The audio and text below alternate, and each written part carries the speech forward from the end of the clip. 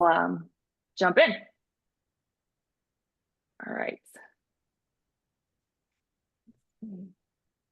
All right. So something that I've often heard when I'm talking about this is that teachers in schools tend to look at YouTube as sort of this educational resource and an educational site. And I think what we sometimes often don't consider is the fact that while there may be some educational content there, it is in an environment that is exceptionally harmful. And I often compare it to someone calling a liquor store or grocery store simply because they have a handful of grocery items. It's still within a harmful environment, even if there is some actually good content within there. In fact, there was a study that was conducted by the University of Michigan in partnership with Common Sense Media back in 2020, and they found that only about 4% of the videos within YouTube have any sort of high educational quality to them. So it's a very small percentage of the content on YouTube has anything to do with education. Some of the other issues that we see with YouTube, we all know that it's distracting. That's by far one of the biggest issues. But some other issues with it is that it tends to promote sort of recreational use of school issued devices. And what that ends up doing is it's sort of habituating use of these devices as an entertainment instead of a tool for learning. And that starts to be established at an early age. And so what that does is, even into middle school and high school, the device starts to be looked at as entertainment instead of a tool. I also often hear that content filters are enough to sort of block out the bad stuff, and that is absolutely not the case. A lot of schools have content filters in place, like Lightspeed and GoGuardian are two of the really big ones. And the important thing to remember is that there's no such thing as a perfect content filter. It is impossible to keep up with the speed that these videos are being uploaded. There's also harmful content that's embedded within a video that might be considered child friendly. There's been reports of self-harm videos being shown, access to like rated R movies, just all sorts of things that make it through these content filters. And then a big one too is that YouTube Shorts are available, which is essentially just repurposed TikTok content. And for a young student, they're not only accessible, they're also addictive, and it starts to habituate some problematic use. It's also important to remember that this site is just simply not built for children. Within YouTube's own terms of service, it clearly states that you must be at least 13 years of age to use this platform. It also requires that you have parental permission if you're under the age of 18. The question becomes, well, then how can a school site make this available to students if they're underage? And the answer to that lies in data privacy agreements. So if a school district has an existing student data privacy agreement with YouTube, they are able to create third-party accounts on behalf of your child, assuming that you gave permission. And usually that permission comes through in the registration of your child for school. It varies a lot from state to state and from school site to school site, or from district to district, but at least that is how it has worked in my district. And data privacy is a growing concern. In the state of New York, they just recently announced that the entire state, all New York public schools, will be blocking Google additional services, which includes YouTube, Google Translate, Google Earth, and Google Photos, because YouTube refused to sign the New York State Student Data Privacy Agreement for schools.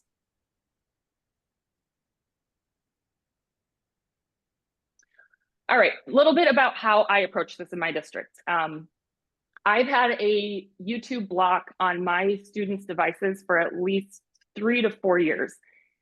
So this is, I emailed my district tech person. I said, this is distracting to my child. I keep getting these notes home that he's looking up Minecraft videos on YouTube, and I just would like it blocked so he can continue to focus. So that's been in place for my students for a while. And then it was this spring when the Anxious Generation came out that I felt compelled to do something, both about phones in my school district, as well as starting to address ed tech. And one of the first things I did was I started a local parent advocacy group. I started a Facebook page and invited parents in my community to join. And it's really centered around how parents and teachers and administrators can all collaborate together for a more intentional use of technology in our district. And what really that allows me to do is strengthen numbers. So it's not just me saying this, it's a bunch of us that have concerns about this. The next thing I did was I started to build awareness. I found over the years that most parents had no idea that they could block YouTube. They didn't even know it was an option, and they didn't know how to do it. And so I posted a sort of PSA style post on a larger community page. Our district has a community engagement page with a little over 3,000 parents. And so I created this post before the start of the school year, just as sort of a heads up. You can block YouTube for your students. It's distracting. This is how you do it. You contact your principal, they'll contact district tech, and they'll be able to block it for your kids. What was really the game changer is right before the school year, I noticed on my kids' Chromebooks that they could still access YouTube videos within Google Classroom.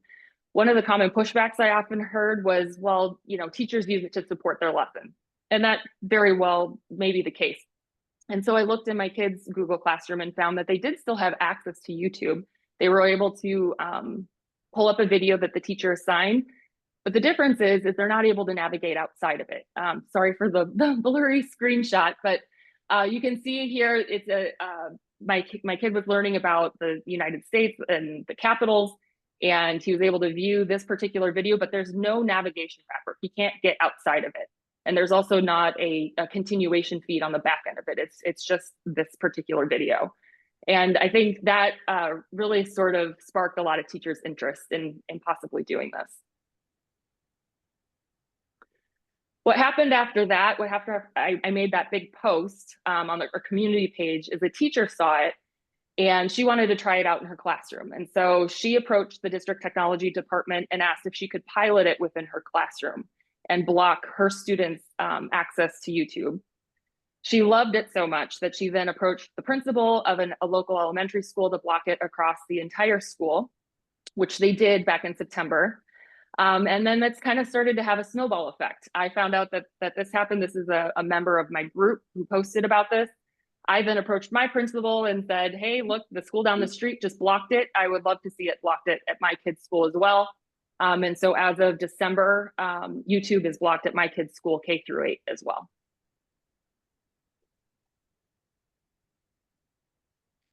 So that was really how I did it. It was a process over years, a lot of small conversations that happened, and a lot of sort of putting the pieces together. But there's no one size fits all to do this. Everybody's school district is a little different. Everybody, from the superintendent to principals to the district tech people, their perspective on technology is going to be a little different. So you might have to do something completely different in your school district. And I've seen other parent groups take different routes, starting with meeting with the principal or your superintendent. There's another group that started by scheduling a meeting with the district IT person and starting to build a relationship there. There's another parent group that just issued out a petition asking their school district to block YouTube K-8 and is gathering parent support there. And there's other parent groups who have presented to school boards. And that was sort of their initial way to do it. So there's a lot of different ways that you can go about this. Oh, I see I have a question. Ariella, did you have a question? Oh, I can't hear you.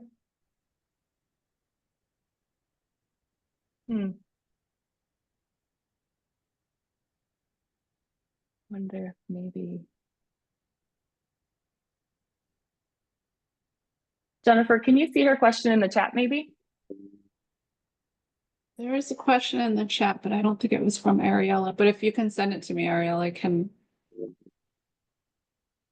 Looks like she's typing. Maybe. Yeah. She said, can you clarify if you just blocked YouTube and then the link still worked?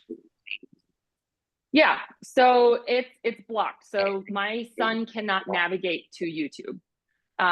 But within Google Classroom, if his teacher posted a video that's relevant to the lesson, he can do that, and that's it.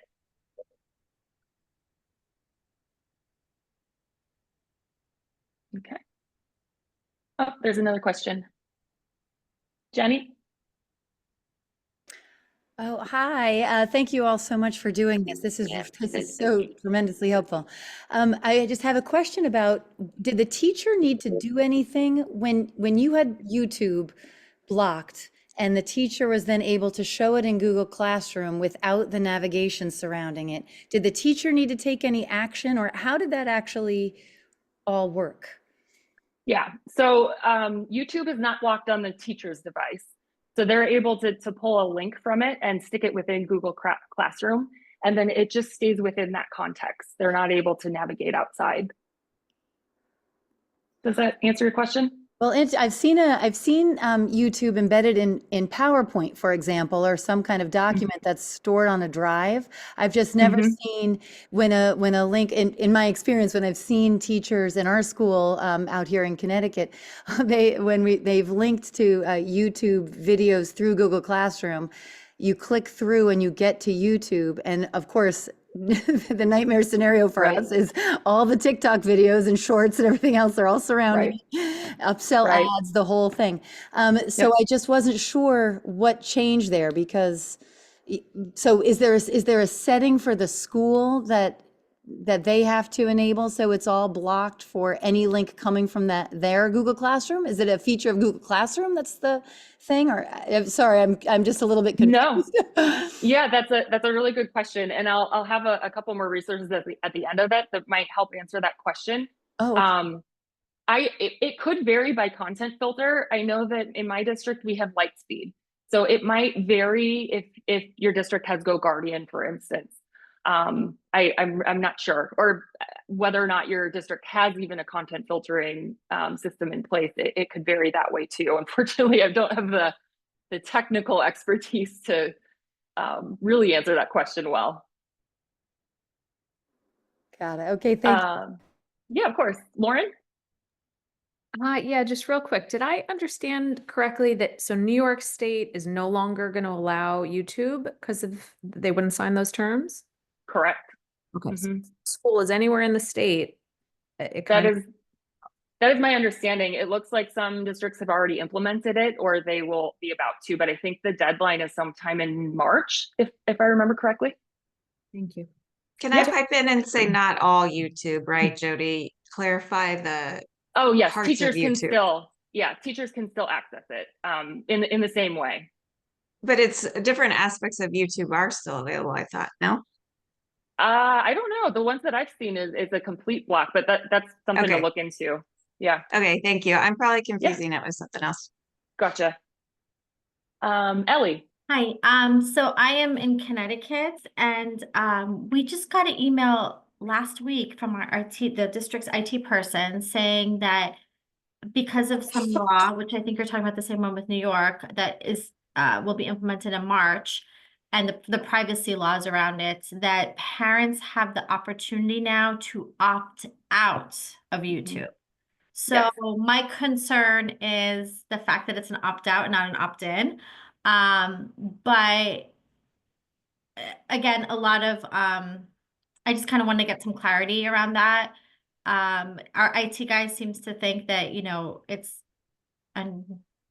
he's not as concerned about YouTube access as I guess the parents are.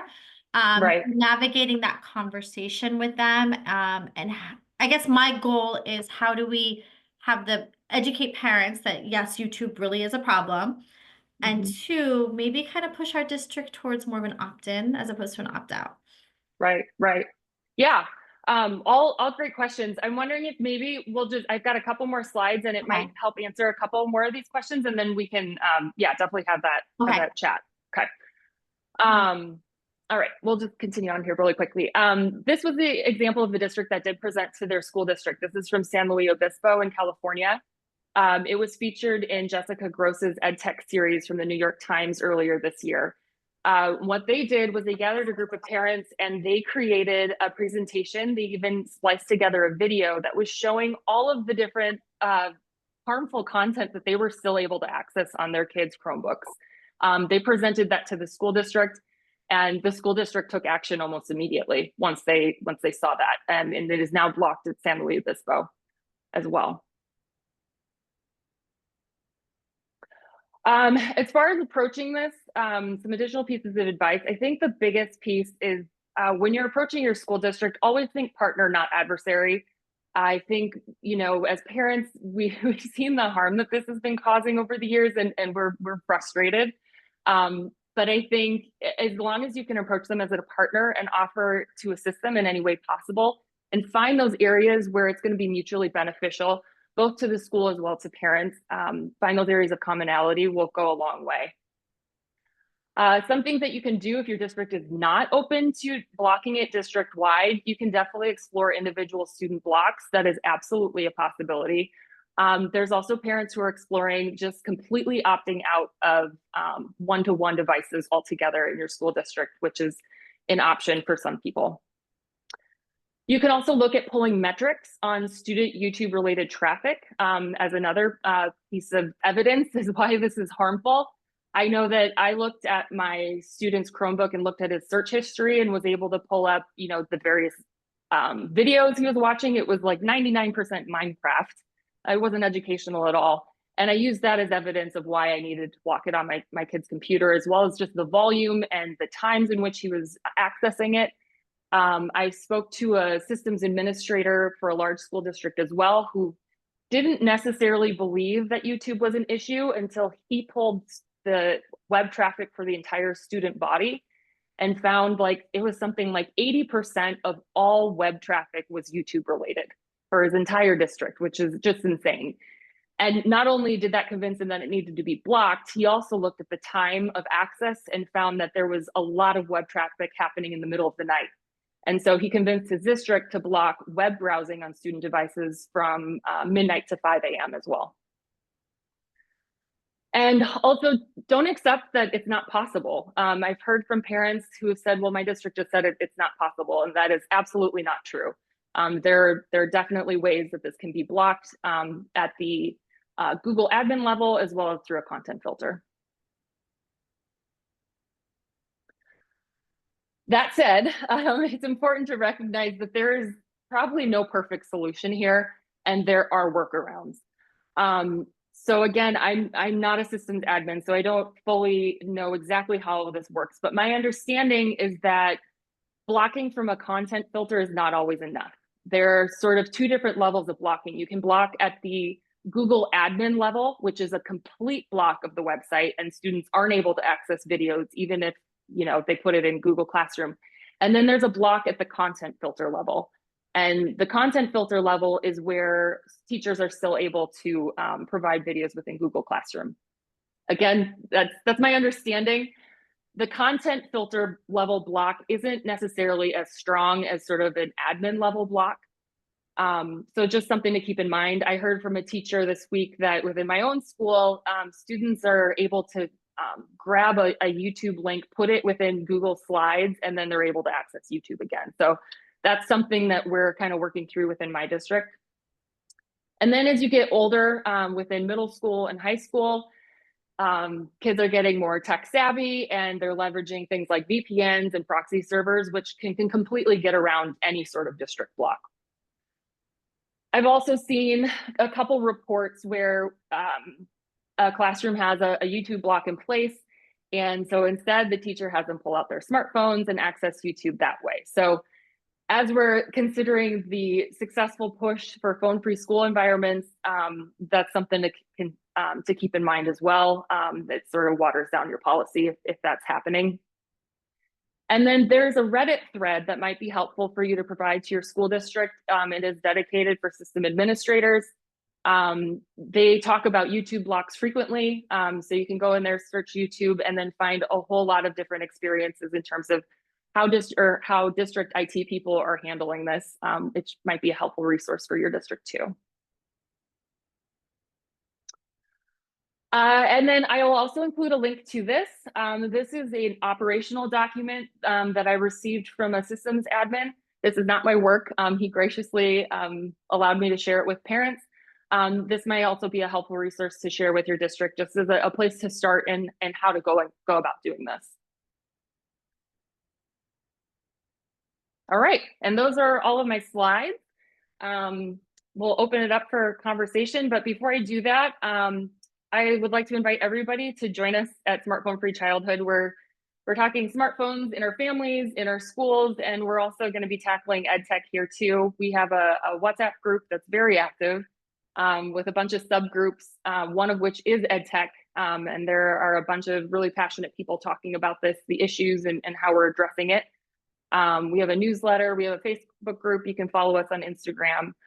You can also check out our website for a bunch of resources, and we'll be posting more there as well. And like I said, I'll follow up with a link with all of this as well. So with that, I will open it up to questions.